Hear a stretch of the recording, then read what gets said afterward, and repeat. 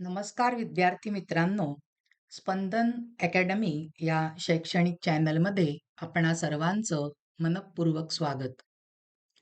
विद्यार्थी मित्रांनो, आज आपण इयत्ता 8वीच्या पाठ्यपुस्तकातील कारकम हा जो भाग आहे, आपल्या पाठ्यपुस्तकाच्या पान नंबर 41 वरती हा भाग त्याने दिलेला आहे. तो धडा खरं तर 11वा आहे, क्रियापदस्य सहचराः. परंतु त्याच्या खाली जो कारकाचा चार्ट आहे तो अत्यंत महत्वाचा आहे. आणि ही कारक म्हणजे काय माहितीये का विद्यार्थी मित्रांनो? आपल्या पाठ्यपुस्तकामध्ये 8.1 पासून जे लेसन त्यांनी दिलेले आहेत बघा. 8.1 पासून 8.7 पर्यंत जे आपल्याला लेसन दिलेले आहेत, ते लेसन म्हणजेच हा कारकम टॉपिक आहे. परंतु विद्यार्थी मित्रांनो, हा टॉपिक इयत्ता 8वी, 9वी, 10वी या तिन्ही वर्षासाठी अत्यंत महत्त्वाचा टॉपिक आहे. म्हणजे असं समजून चला, की हा आपला एक बेस आहे संस्कृतचा. संस्कृतची वाक्यरचना तयार करण्यासाठी कारकम हा टॉपिक आपला भक्कम पाहिजे, तयार पाहिजे.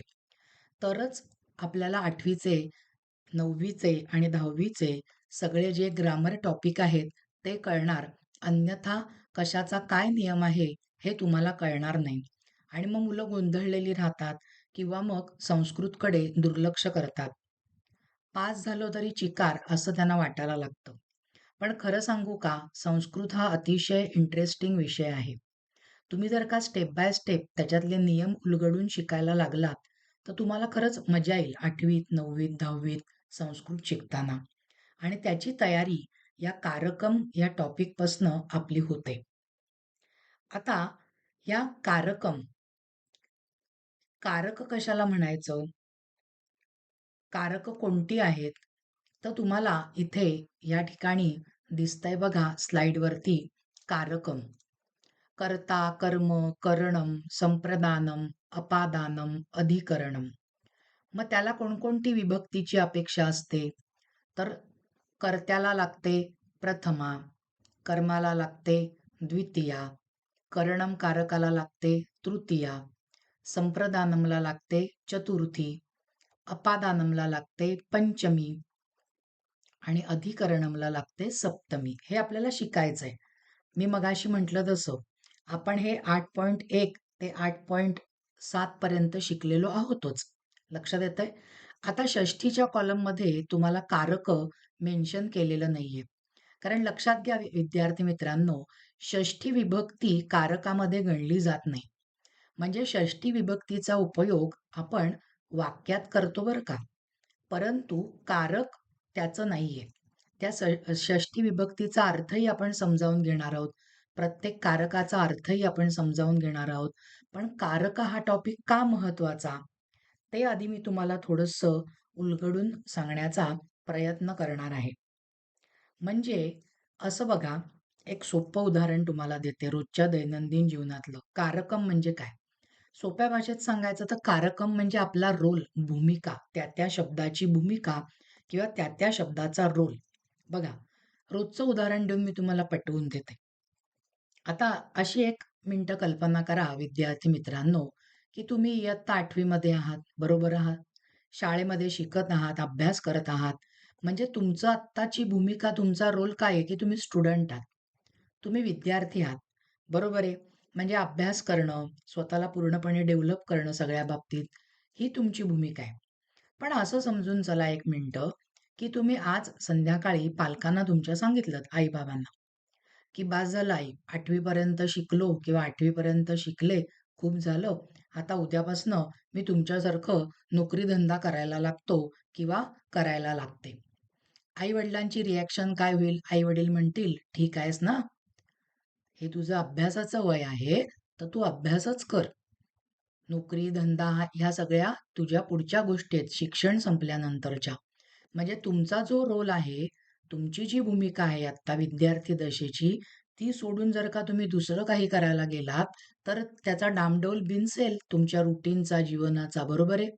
किंवा एक सेकंद असं समजून चला, की आज रात्री तुम्हाला आई-वडिलांनी डिक्लेअर केलं. तुमचे वडील म्हणाले, की मी कशाला सकाळी उठल्यापासून संध्याकाळपर्यंत कामावर जाऊन काम करू, कष्ट करू, मेहनत करू. मी पण उद्यापासनं आराम करणार तुमच्यासारखा. तुम्ही नाही का एसी मध्ये आराम करत, बाहेर भटकाला जात, मित्रमैत्रिणींशी गप्पा मारत. मी पण उद्यापासनं तसं करणार. आणि आई पण म्हणाली, "मी का रोज उठून स्वयंपाक पाणी करायचं, तुमचं सगळ्यांचं बघायचं? मी पण आरामात टीव्ही-बीव्ही बघत बसणार. मी काही करणार नाही आता." तर आपण म्हणजे तुम्ही काय म्हणाल आई-बाबांना? "तुम्ही ठीक आहात ना? असं का बोलताय तुम्ही? तुम्ही चक्रावून जाल." बरोबर आहे की नाही?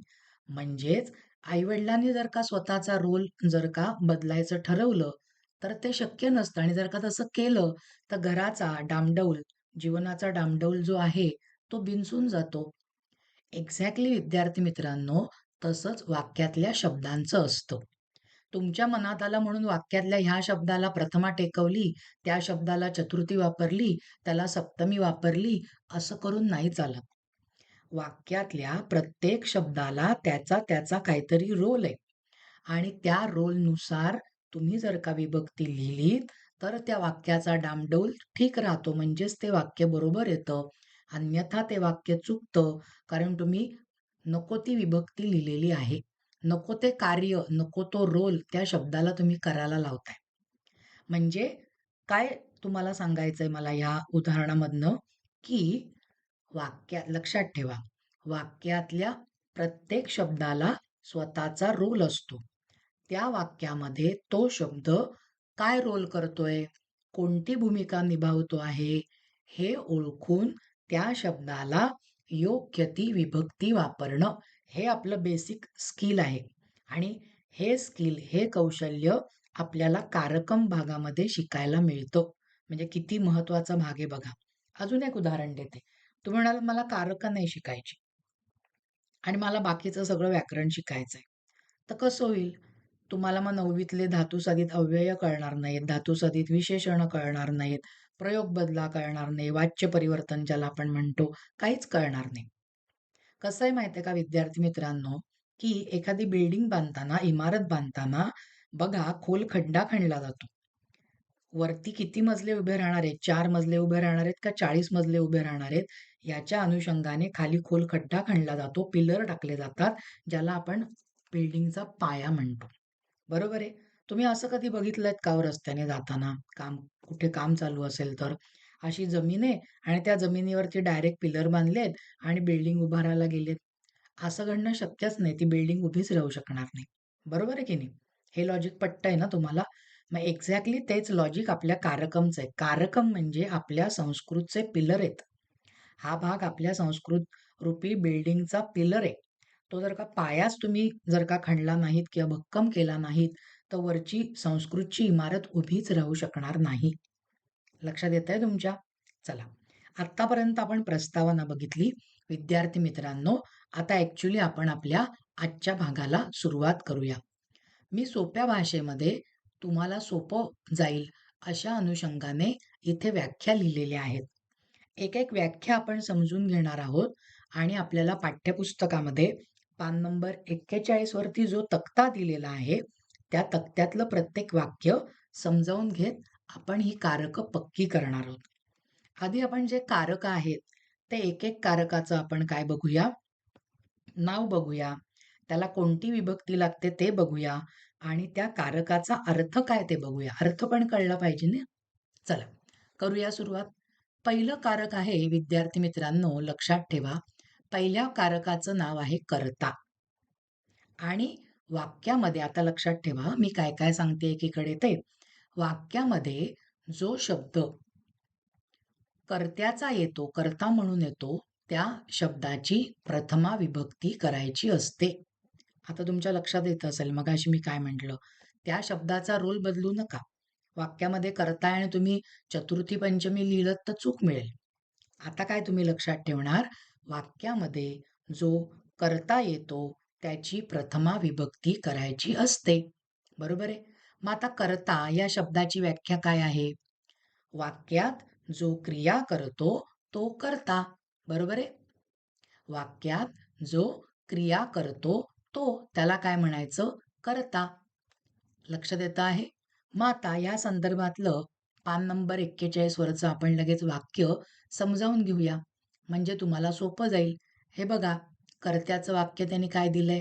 त्यांनी पण म्हटलंय कर्ता प्रथमा विभक्ती आणि त्यांनी वाक्य काय दिलंय बघा, रमा गीतम गायती. आता रमा नावाची मुलगी आहे, गीतम गायती म्हणजे गाणं गाते. बरोबर आहे.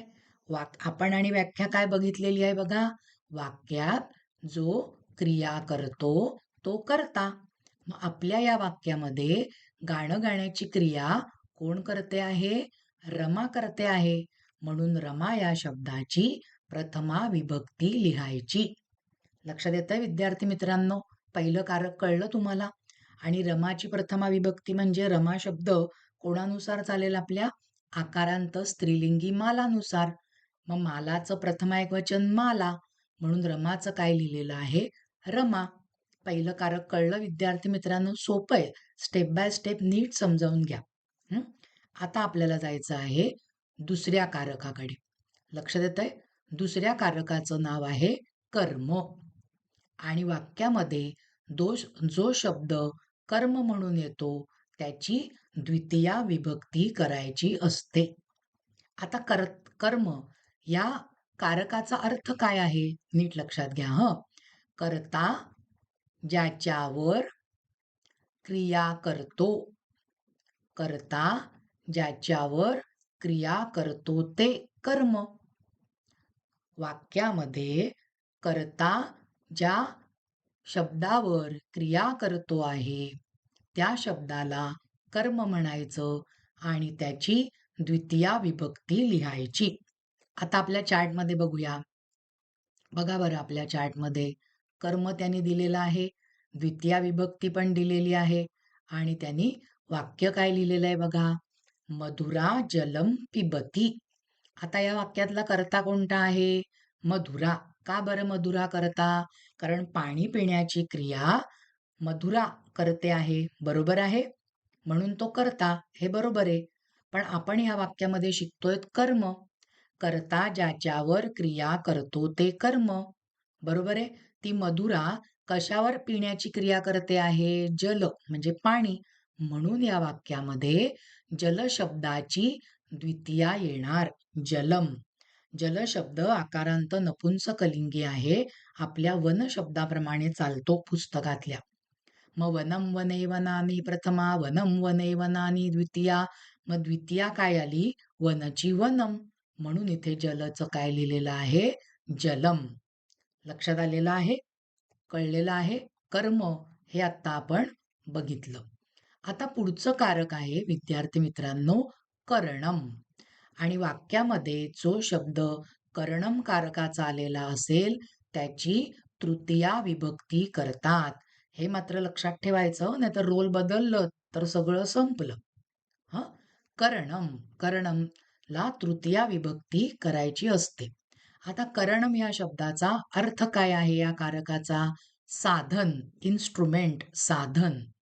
लक्षात घ्या, वाक्यामध्ये जो शब्द इन्स्ट्रुमेंट म्हणून येतो, साधन म्हणून येतो, त्या शब्दाला त्या वाक्यामध्ये करणम कारक म्हटलं जातं आणि त्याची विभक्ती असते तृतीया विभक्ती. नीट लक्षात ठेवा, कोणती विभक्ती असते? तृतीया विभक्ती. आता आपल्या टेबलमधलं वाक्य समजावून घेऊया. करणम कारक आपण बघतोय, तृतीया विभक्ती त्याला लागते आहे आणि वाक्य बघूया काय आहे. अहम सुधा खंडेन लिखामी. अहम म्हणजे मी लिहितो किंवा मी लिहिते. कशाने लिहिते आहे? इन्स्ट्रुमेंट काय आहे लिहिण्याचं? साधन काय आहे लिहिण्याचं? सुधाखंड म्हणजे खडू, चॉक. म्हणून सुधाखंड हा शब्द या वाक्यामध्ये काय आलेला आहे? करणम कारकाचा शब्द आलेला आहे आणि करणम कारक असेल तर तृतीया करायची असते. कारण आपण ह्याच्यामध्ये आत्ता अर्थ बघितला, करणम म्हणजे साधन. मग आता ह्या वाक्यामध्ये साधन आलेलं आहे सुधाखंड. बरोबर आहे? म्हणून सुधाखंड या शब्दाची तृतीया, सुधाखंडेन तृतीया. बरोबर आहे? लक्षात येत आहे तुमच्या? आता आपल्याला जायचंय विद्यार्थी मित्रांनो, पुढचं जे कारक आहे ना त्या कारकाकडे. त्या कारकाचं नाव आहे संप्रदानम. संप्रदानम कारकाचा जर का शब्द आलेला असेल तर वाक्यामध्ये त्या शब्दाची चतुर्थी विभक्ती करावी लागते. आणि संप्रदानम या कारकाचा अर्थ काय आहे? हेतू, कारण, प्रयोजन. वाक्यामध्ये जो शब्द हेतू, कारण, प्रयोजन अशा अनुषंगाने येतो किंवा अजून एक नियम लक्षात ठेवा, दा यच्छ हा धातू जर का वाक्यामध्ये आलेला असेल, आपण बघितलेला आहे नियम, दा यच्छ हा जर का वाक्यात धातू आलेला असेल तर त्याचा अर्थ देणे. मग ज्याला द्यायचं, प्रयोजन काय, ज्याला द्यायचं त्या शब्दाची चतुर्थी विभक्ती करायची असते. म्हणजेच संप्रदानम या कारकाचा अर्थ काय? हेतू, कारण, प्रयोजन अशा अनुषंगाने तो शब्द वाक्यात आला असेल तर तिथे संप्रदानम म्हणजे चतुर्थी विभक्ती लिहायची असते. आता आपलं वाक्य बघूया. आपलं वाक्य आहे इथे बघा, संप्रदानम म्हटलंय त्यांनी, चतुर्थी विभक्ती म्हटलंय आणि वाक्य काय म्हटलंय बघा, माता बालकाय क्रीडनकम यच्छती. आई मुलासाठी, मुलाकरिता खेळणं देते. दा यच्छती आलेलं आहे बघा. हेतू काय आहे? मुलासाठी. बरोबर आहे. दोन्ही नियमाने आपल्याला इथे संप्रदानम म्हणजे चतुर्थी विभक्ती लिहावी लागते. बालक शब्द देवप्रमाणे चालेल. देवचं काय येतं चतुर्थी? देवाय, देवाभ्याम, देवेभ्य चतुर्थी देवाय. आणि म्हणून इथे बालकचं चतुर्थी एकवचन लिहिलेलं आहे बालकाय. म्हणजे संप्रदानम हे कारक असेल तर चतुर्थी वापरायची. आणि संप्रदानम कारकाचा अर्थ काय येतो? वाक्यामध्ये जो शब्द हेतू, कारण, प्रयोजन अशा अनुषंगाने येतो त्याला संप्रदानम म्हणतात. चला आता पुढे जाऊया. विद्यार्थी मित्र, कळतंय ना तुम्हाला विद्यार्थी मित्रांनो? मी खूप शांतपणे अगदी सोप्या शब्दामध्ये तुम्हाला समजवण्याचा प्रयत्न करते. ही स्लाइड सुद्धा तुमच्यासाठी खूप महत्वाची आहे. अपादानम पुढचं कारक आहे विद्यार्थी मित्रांनो, अपादानम. आणि वाक्यामध्ये जो शब्द अपादानम कारक म्हणून येतो त्याची पंचमी विभक्ती करायची असते. कोणती विभक्ती करायची असते? पंचमी विभक्ती करायची असते. आता मुळात अपादानम म्हणजे काय हे कळलं पाहिजे ना. वाक्यामध्ये कोणता शब्द अपादानम आहे? मग त्याचा अर्थ बघा, अपादानम म्हणजे मूळ वस्तू. आता तुम्ही म्हणाल प्रत्येक वस्तूच मूळ वस्तू असते, पण कशी मूळ वस्तू पाहिजे बघा. अशी मूळ वस्तू बघा, अशी मूळ वस्तू की जिच्यापासून कोणती तरी वस्तू बाजूला होते आहे. त्यावेळी त्या मूळ वस्तूला काय म्हटलं जातं? अपादानम असं म्हटलं जातं. मूळ वस्तू आणि त्या मूळ वस्तूपासून कोणती तरी दुसरी वस्तू बाजूला पडली आहे. ह्याच्यासाठी तुम्हाला सांगू का विद्यार्थी मित्रांनो कोणता धडा आहे? 8.6 अकस्मात स्थानात हा धडा आहे ना, हा धडा म्हणजेच अपादानम आहे. आता बघा, एखादी मूळ वस्तू, बरोबर आहे, म्हणजे जर का ढग आहेत त्याला आपण मेघ म्हणतो, बरोबर आहे संस्कृतमध्ये, त्याच्यामध्ये काय असतं? पाणी असतं आणि ते पाणी पडतं. मग असं जर का वाक्य असेल तर आपण काय म्हणणार? ढग मूळ वस्तू आहे, त्याच्यातनं पाणी बाजूला झालं, म्हणजेच मेघ त्या वाक्यामध्ये काय येणार आहे? अपादानम येणार आहे. आपण काय करूया? आपल्या चार्टच्या वाक्यावरनं समजावून घेऊया, म्हणजे तुम्हाला अजून पटकन चांगल्या पद्धतीने लगेचच कळून येणार आहे. अपादानम, अपादानम बघतोय आपण, पंचमी विभक्ती आहे आणि त्याचं वाक्य बघा, नृपः रथात अवतरती.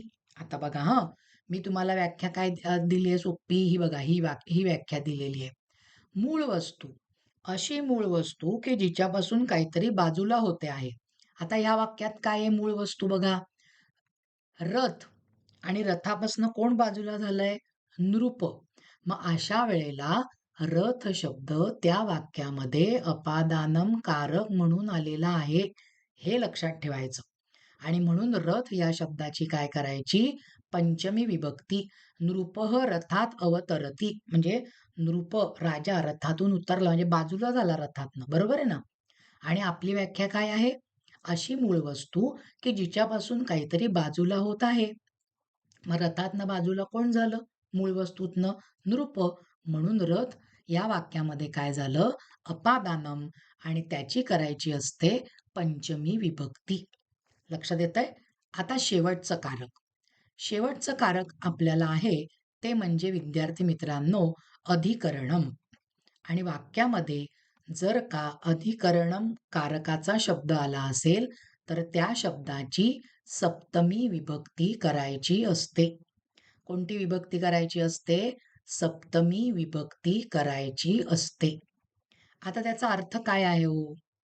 वेळ वाक्यामध्ये जो शब्द वेळेचा उल्लेख करतो, काळ वाक्यामध्ये जो शब्द काळाचा उल्लेख करतो, ठिकाण वाक्यामध्ये जो शब्द ठिकाणाचा उल्लेख करतो, वेळ म्हणजे टाइम, काळ म्हणजे टेन्स, ठिकाण म्हणजे प्लेस, बरोबर आहे?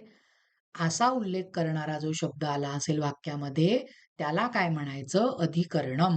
आता आपण तक्त्यातल्या वाक्यातनं समजावून घेऊया. शेवटचं कारक आहे अधिकरणम आणि त्याची विभक्ती करायची आहे सप्तमी. आपण अर्थ काय बघितला? वाक्यामध्ये जो शब्द वेळेचा उल्लेख करतो, काळाचा उल्लेख करतो, ठिकाणाचा उल्लेख करतो, तो शब्द वाक्यात अधिकरणम म्हणून आलेला असतो. आता या वाक्यामध्ये वेळेचा उल्लेख आलाय, काळाचा उल्लेख आलाय का ठिकाणाचा उल्लेख आलाय ते बघूया. धेनुः गोष्ठे तिष्ठती. गोष्ट म्हणजे गोठा आपल्या भाषेत. म्हणजे ठिकाण आलंय. बरोबर आहे? आणि म्हणून या ठिकाणी काय केलेलं आहे? गोष्ट म्हणजे ज्याला आपण गोठा असं म्हणतो, त्याची सप्तमी आणि म्हणून मग त्याची सप्तमी आलेली आहे गोष्ठे. लक्षात आलेलं आहे? आणि वाक्य काय बनलेलं आहे? धेनुः गोष्ठे तिष्ठती. म्हणजे आज आतापर्यंत आपण काय काय शिकलो विद्यार्थी मित्रांनो? कारकम शिकलो सगळी. कर्ता, कर्म, करण, संप्रदान, अपादान, अधिकरणम. कर्ता प्रथमा विभक्ती, कर्म द्वितीया विभक्ती, करणम तृतीया विभक्ती, संप्रदानम चतुर्थी विभक्ती, अपादानम पंचमी विभक्ती, अधिकरणम सप्तमी विभक्ती. हे कॅल्क्युलेशन जर का तुम्ही लक्षात ठेवलं तर तुम्ही संस्कृतचं व्याकरण चुकूच शकणार नाही. मनात आणलं तरी चुकू शकणार नाही. कारण तुम्हाला एक्झॅक्टली माहिती आहे की हा शब्द या वाक्यामध्ये ही भूमिका निभावतोय. हे कारकम म्हणून ते येतंय. मग त्या शब्दाची तुम्ही तीच विभक्ती वापरणार आणि अशी वाक्य सोडवण्याचा सराव तुम्ही ठेवलात तर तुम्हाला खूपच सोपं जाईल संस्कृत. आता बघा आपल्याला 2 विभक्त्यांचा अजून अभ्यास राहिलाय. षष्ठी विभक्तीबद्दल आपण बोललो नाही आणि संबोधन विभक्तीबद्दल बोललो नाही. ते मी इथे तुम्हाला लाल अक्षरामध्ये दिलेलं आहे बघा. कारण या दोन्ही विभक्त्या कारकाच्या अनुषंगाने येत नाहीत, पण वाक्यात त्याचा उपयोग केला जातो. आता षष्ठी विभक्तीचा अर्थ काय आहे बघा? संबंधवाचक. बरोबर आहे? 2 गोष्टींमधला, 2 वस्तूंमधला, 2 व्यक्तींमधला संबंध दाखवायचा असेल तर षष्ठी विभक्ती वापरतात. मग आता आपल्या तक्त्यामध्ये त्यांनी षष्ठी विभक्तीचा वापर केलेला आहे. संबंध. बरोबर आहे? वाक्य काय म्हटलंय बघा. दशरथस्य पुत्रः रामः. दशरथाचा मुलगा राम. मराठीमध्ये चा ची चे आलं की पण षष्ठी वापरतात. ते पण लॉजिक येईल इथे. बरोबर आहे? संस्कृतचं लॉजिक काय सांगितलं? संबंध. दशरथ आणि राम यांच्यातला संबंध इथे प्रगट होतोय. बरोबर आहे? कोणाचा मुलगा राम? दशरथाचा मुलगा राम. म्हणून या वाक्यामध्ये संबंधवाचक आल्यामुळे मला षष्ठी करावी लागेल दशरथ शब्दाची आणि ती येते देवप्रमाणे हा शब्द चालेल देवस्य. तसं इथे काय आलेलं आहे? दशरथस्य. तुमच्या लक्षात येतंय? दशरथस्य. कळलंय तुम्हाला? आता अजून एका विभक्तीबद्दल 1 मिनिटामध्ये पुढे सांगते. म्हणजे आपला हा भाग पूर्ण होईल आणि मग मी एक 7 वाक्य तुमच्याकडनं सोडवून घेणार आहे. समजावून देणार आहे तुम्हाला. ती तुम्ही नीट समजावून घ्या म्हणजे हा आपला भाग संपून जाईल. आता संबोधन विभक्ती. ती सुद्धा असते ना आपल्या तक्त्यांमध्ये. बरोबर आहे ना? हे देव. बरोबर आहे? हे देवौ, हे देवाः संबोधनम असं आपण पाठ केलंय. मग ती संबोधन विभक्ती कधी वापरली जाते? वाक्यामध्ये एखाद्या व्यक्तीबद्दल आदर दाखवायचा असेल आदर दाखवायचा असेल तर संबोधन वापरलं जातं किंवा एखाद्याला हाक मारायची असेल तर संबोधन वापरलं जातं. संबोधन विभक्ती. म्हणजे इथे उदाहरण दिले बघा मी, हे राम किंवा हे आचार्य. बरोबर आहे? हाक मारणे, आदर दाखवणे अशा अनुषंगाने संबोधन विभक्ती वापरावी लागते. मग आता मला सांगा विद्यार्थी मित्रांनो, आपल्या तक्त्यामध्ये प्रथमा ते संबोधनाचं कॅल्क्युलेशन आपण शिकलो. याच्या बाहेर काय आहे संस्कृत? आणि कारक शिकलो. याच्यावर तुम्ही फोकस केलात तर तुम्हाला अगदी सोपं सोपं वाटेल संस्कृत.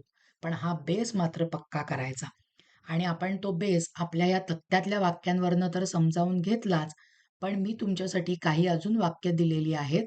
प्रत्येक विभक्तीच्या अनुषंगाने, कारकाच्या अनुषंगाने ते महत्वाची जी 7 वाक्य आहेत, ती आपण आता समजावून घेऊया. बरोबर आहे? आता बघा, पहिलं वाक्य आहे, कवीही डॅश लिखती. कवी लिहितो. काय लिहितोय? काव्य. मग आपल्याला त्यांनी 2 उत्तरं दिलेली आहेत. काव्य हा शब्द लिहायचा का काव्यम लिहायचा? मुलं काय करतात? भसकन काहीतरी लिहून टाकतात. त्यांना जे असं सुटेबल वाटतं ते. ते म्हणतात, "अरे कवीही आलंय." मग कवीही आणि काव्य असं काहीतरी सेम सेम वाटतंय, विसर्ग आलाय. चला काव्य लिहू. असं नाही करायचं. आपण आता कारकाचे नियम शिकलो की नाही? तर वाक्य कसं सोडवायचं बघा विद्यार्थी मित्रांनो, त्याच्या स्टेप्स असतात. पहिल्यांदा दिलेलं वाक्य वाचायचं. कवीही डॅश लिखती. कंसामध्ये मला काव्य शब्दाचे 2 शब्द दिलेले आहेत. मला एक अचूक निवडायचा आहे की नाही? मग तो जो शब्द आहे कंसामध्ये दिलेले हे जे 2 शब्द आहेत, हा शब्द म्हणजे हा काव्य शब्द त्याची ही 2 रूपं आहेत. हा काव्य शब्द वाक्यामध्ये कोणता रोल करतोय हे ओळखायचं. ते ओळखलं की आपल्याला विभक्ती ओळखता येणार. कवी लिहिण्याची क्रिया कोणावर करतो आहे? काव्य. म्हणजे काव्य हा शब्द वाक्यामध्ये विद्यार्थी मित्रांनो कर्म म्हणून आलेला आहे आणि आपण बघितलं की कर्माची कोणती विभक्ती करायची असते? द्वितीया विभक्ती करायची असते. म्हणजेच या वाक्यामध्ये मला द्वितीयेचा जो शब्द आहे तो उत्तर म्हणून निवडावा लागेल आणि तो शब्द आहे काव्यम. म्हणजे पहिल्या वाक्याचं आन्सर काय झालं? कवीही काव्यम लिखती. कळतंय तुम्हाला? असं लॉजिक लावा. शब्द सेम सेम दिसतात असलं लॉजिक नाही लावायचं. बरोबर आहे? आता दुसरं वाक्य हं. डॅश पुत्र गणेशः. मुलगा गणेश आहे. कोणाचा? शंकराचा. मग मुलं लगेच म्हणतात पुत्रच्या पुढे विसर्ग आहे, गणेशच्या पुढे विसर्ग आहे. चला म्हणजे शंकर हे उत्तर असणार. इतकं सोपं नाहीये बरं का संस्कृत विद्यार्थी मित्रांनो. लॉजिक लावायचं, नियम लक्षात घ्यायचा. मग सोपं वाटणार आहे. मग मी इथे नियम काय लावीन? अरे गणेश आणि शंकर याच्यामधला संबंध दाखवलाय. आणि आपण तर शिकलेलो आहोत याच्यामध्ये की संबंध दाखवायचा असेल तर मला काय करावं लागणार आहे? षष्ठी विभक्तीचा वापर करावा लागणार आहे. म्हणून मग या वाक्यामध्ये षष्ठी विभक्तीचा शब्द कोणता आहे? शंकरस्य. आणि म्हणून माझं उत्तर काय झालं? शंकरस्य. शंकरस्य पुत्रः गणेशः. लक्षात आलंय वाक्य? चला. आता पुढचं वाक्य बघा तुम्हाला मजा वाटेल हळूहळू. डॅश फलम पतती. फळ पडतंय. आणि 2 शब्द दिलेत. वृक्षात आणि वृक्षः. मग मी काय सांगितलं लॉजिक? की वृक्ष हा जो मूळ शब्द आहे, त्याची ही 2 रूपं आहेत. वृक्ष हा जो मूळ शब्द आहे, तो शब्द वाक्यामध्ये कोणतं कारक येतंय हे ओळखा. मग बघा मूळ मूळ वस्तू काय आहे? वृक्ष. त्याच्यापासून काय बाजूला पडलंय? फळ. म्हणजेच विद्यार्थी मित्रांनो, इथे मला काय घ्यावं लागणार आहे? कोणतं कारक या ठिकाणी मला घ्यावं लागणार आहे? तुमच्या लक्षात येतं आहे? या ठिकाणी मला घ्यावं लागणार आहे अपादान. बरोबर आहे? आणि अपादानाची असते पंचमी विभक्ती. म्हणून मग मला या वृक्ष शब्दाची पंचमी विभक्ती लिहावी लागेल आणि ते रूप येतं आहे वृक्षात. आणि माझं उत्तर काय झालं? वृक्षात फलम पतती. आता चौथं वाक्य. चौथ्या वाक्यामध्ये त्यांनी काय दिलंय बघा. अहम डॅश पत्रम लिखामी. मी पत्र लिहितो किंवा मी पत्र लिहिते. आणि कंसामध्ये काय शब्द दिलेले आहेत बघा. हस्तः आणि हस्तेन. मग हस्त म्हणजे हात. हात हा शब्द वाक्यामध्ये कोणती भूमिका करतो आहे? हस्त म्हणजे इन्स्ट्रुमेंट. आपण बघितलं वाक्यामध्ये साधनाचा उल्लेख आला असेल तर करणमकारक येतं आणि त्याची तृतीया विभक्ती करायची असते. म्हणून मग या वाक्यामध्ये तृतीयेचं रूप आलेलं आहे हस्तेन. आणि माझं उत्तर काय झालं? अहम हस्तेन पत्रम लिखामी. मी हाताने पत्र किंवा मी हाताने पत्र लिहिते. लक्षात येतंय आता तुमच्या? असं तुम्ही सराव केलात की तुम्हाला इझी जाणार आहे बघा. आता पुढचं वाक्य. सह डॅश स्वाध्यायम करोति. तो स्वाध्याय करतो, अभ्यास करतो. आणि आपल्याला ज्ञान शब्दाची 2 रूपं दिलेली आहेत. ज्ञानम आणि ज्ञानाय आपल्याला ओळखायचंय. मग ज्ञान हा शब्द वाक्यामध्ये काय आलेला आहे? मग तुमच्या लक्षात येईल कशासाठी अभ्यास करतो? ज्ञानासाठी. म्हणजेच हेतू काय? प्रयोजन काय स्वाध्याय करायचं, अभ्यास करायचं? ज्ञान. म्हणजेच ह्या वाक्यामध्ये ज्ञान हा शब्द काय आलेला आहे? संप्रदान म्हणून आलेला आहे आणि संप्रदानाची चतुर्थी करायची. कारण हेतू कारण प्रगट झालंय ना अभ्यास करण्याचं, स्वाध्याय करण्याचं. कारण काय? ज्ञानासाठी. बरोबर आहे? म्हणून मग या ठिकाणी मला अचूक उत्तर काय लिहावं लागेल विद्यार्थी मित्रांनो? ज्ञानाय. सह ज्ञानाय स्वाध्यायम करोति. 10वी पर्यंत महत्वाचा असलेला हा टॉपिक आहे, लक्षात घ्या. म्हणून 8वी मध्येच पक्का करून घ्या. पुढचं. वानरह डॅश वसती. वसती म्हणजे राहणे. वानर राहतो. कुठे राहतो आहे? वनह आणि वने ही 2 रूपं दिलेली आहेत. वनात राहतो. बरोबर आहे? मराठीचं लॉजिक लावलं तरी कळेल. त इ या असेल तर सप्तमी येते. आपल्या संस्कृतचं लॉजिक लावा. वन शब्द या ठिकाणी कोणतं कारक आलेलं आहे? वन म्हणजे ठिकाण. बरोबर आहे? आणि ठिकाण असेल तर कोणतं कारक असतं विद्यार्थी मित्रांनो? अधिकरणम. मग अधिकरणमची कोणती विभक्ती शोधायची? मला त्या 2 शब्दातली सप्तमी. मग ती विभक्ती सप्तमीचं रूप काय आलेलं आहे? वने. मग माझं उत्तर काय झालं? वानरः वने वसति. आता शेवटचं वाक्य डॅश श्लोकम पठती. श्लोक वाचतो. आता आपल्याला बालक शब्दाची 2 रूपं दिलीत. पहिलं दिलंय बालकेन आणि दुसरं दिलंय बालकः. मग बालक हा शब्द वाक्यामध्ये कोणती भूमिका बजावतो आहे? तर कर्ता आलाय. श्लोक वाचण्याची क्रिया कोण करतंय? बालक. आणि आपला अर्थ काय आहे? आपला नियम काय आहे? की वाक्यामध्ये जो शब्द वाक्यामध्ये जो क्रिया करतो त्याला आपण काय म्हणतो? कर्ता. आणि त्याची विभक्ती कोणती करायची असते? प्रथमा. आणि म्हणून आपल्याला या ठिकाणी काय करावं लागणार आहे? बालकः हे योग्य रूप घ्यावं लागणार आहे. आणि मग बालकः श्लोकम पठती. लक्षात आलेलं आहे विद्यार्थी मित्रांनो? अतिशय इम्पॉर्टंट टॉपिक आज आपण बघितलेला आहे. परत परत या भागाचा तुम्ही अभ्यास करा, समजावून घ्या. आणि तुम्हाला जर का काही अडलं असेल तर खाली डिस्क्रिप्शन बॉक्समध्ये माझा मेल आय डी दिलेला असतो. त्याच्यावरती तुम्ही मला संपर्क करून तुमची शंका विचारली तरी सुद्धा चालेल. विद्यार्थी मित्रांनो, आज आपण इयत्ता 8वीच्या पाठ्यपुस्तकातील कारकम हा भाग समजावून घेतला.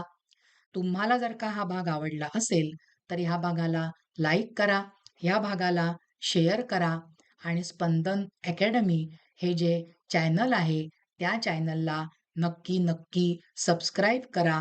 धन्यवाद मित्रांनो.